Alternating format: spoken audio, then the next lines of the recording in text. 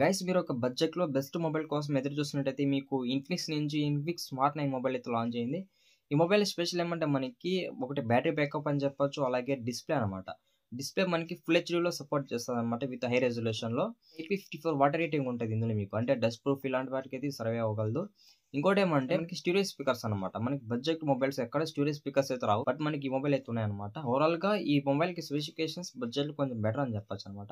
అప్రాక్సిమేట్‌గా మన ప్రైస్ చూసినట్టయితే 7000కి అయితే వస్తదనమాట. చాలా తక్కువ ప్రైస్ అని చెప్పొచ్చు. అంటే మీరు ఎక్స్‌పెక్ట్ చేసిన బడ్జెట్‌కి అయితే ఈ మొబైల్ అయితే వచ్చేస్తదనమాట.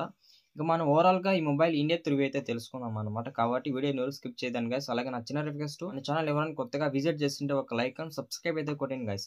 డిజైన్ అండ్ బిల్డ్ క్వాలిటీ చూసినట్టయితే మనకి ఫ్రంట్ అయితే ఫ్లాట్ డిస్ప్లే ఉంటది. బ్యాక్ అయితే ప్లాస్టిక్ ఫినిష్ ఉంటది. సైడ్ కూడా ప్లాస్టిక్ ఫినిష్ ఉంటదనమాట.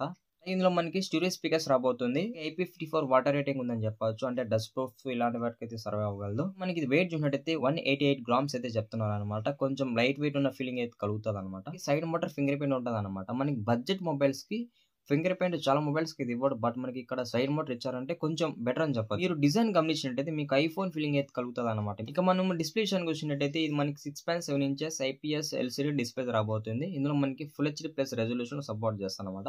అలాగే కార్నింగ్ గురెట్ గ్లాస్ విక్టర్స్ ప్రొటెక్షన్ ఉంది. ఇంకా మనకి డిస్ప్లే ప్రొటెక్షన్ కూడా కొంచెం బెటర్ అని చెప్పొచ్చు. ఇందులో ఏమంటే మనకి డైనమిక్ బార్ అవుతుందని చెప్పొచ్చు అనమాట. ఇన్ఫినిక్స్ మొబైల్లో మనకి డైనమిక్ బార్ అయితే బెటర్ అని చెప్పొచ్చు. అంటే iPhone 16 Pro సిరీస్ లో డైనమిక్ బార్ ఎలా వస్తుంది ఇందులో కూడా అలా ఫీచర్ ఉంది.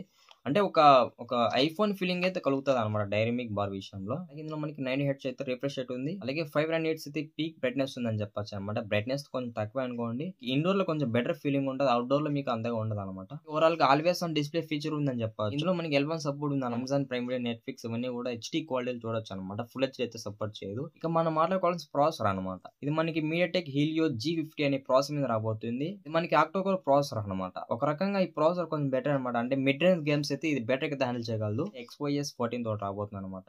ఈ XOS అనేది ఇన్ఫినిక్స్ వాళ్ళది అనమాట. ఇక మనకి ఆండ్రాయిడ్ 14 కాబట్టి ఈజీగా మనకి 2+3 ఇయర్స్ అయితే ఆండ్రాయిడ్ అప్డేట్స్ ఉంటాయని చెప్పొచ్చు.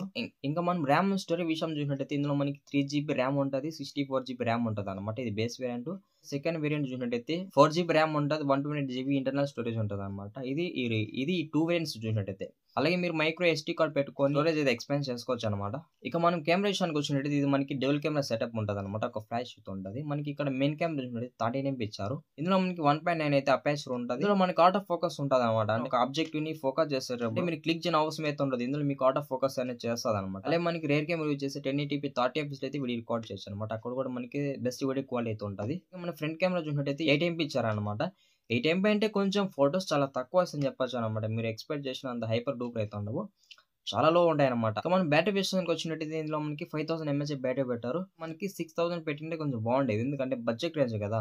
ఇక్కడ కొంచెం బెటర్ పాయింట్ ఏంటి ఒకవేళ బ్యాటరీ విషయంలో పర్లేదు. మనకి 5000 అయినా కూడా ఈజీగా నార్మల్ యూజర్స్ కి 2 days అయితే వస్తుంది అనమాట. అలాగే 10 watts అయితే చార్జర్ పెట్టారు. 10 watts అంటే ఎంత ఈజీగా 2 hours అయితే పడుతుంది అనమాట. ఫుల్ చార్జ్ చేయడానికి 2 hours పైన పట్టవచ్చు. 10 watts అంటే చాలా తక్కువ అనమాట.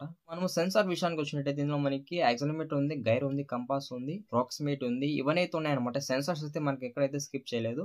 ఓవరాల్ ఈ మొబైల్ బడ్జెట్ కి చాలా బెస్ట్ అని చెప్తాను అనమాట. ఒకటి నాకు నచ్చింది ఏమంటే డిజైన్ కి అయితే ఒక ప్లస్ పాయింట్ ఇస్తాను అనమాట. ఎందుకంటే మన డిజైన్ చూస్తేనే చాలా మంది అట్రాక్ట్ అవుతారు. అలాగే బ్యాటరీ బ్యాకప్ కూడా చాలా బాగుంది. ఓవరాల్ గా మనకి ఈ మొబైల్ కున్న స్పెసిఫికేషన్స్ కి కొంచెం బెటర్ అని చెప్పొచ్చు. ఎవరైతే లాస్ట్ వరకు వీడియో చూస్తుంటారో ఒక లైక్ అండ్ సబ్స్క్రైబ్ అయితే కొట్టండి గైస్.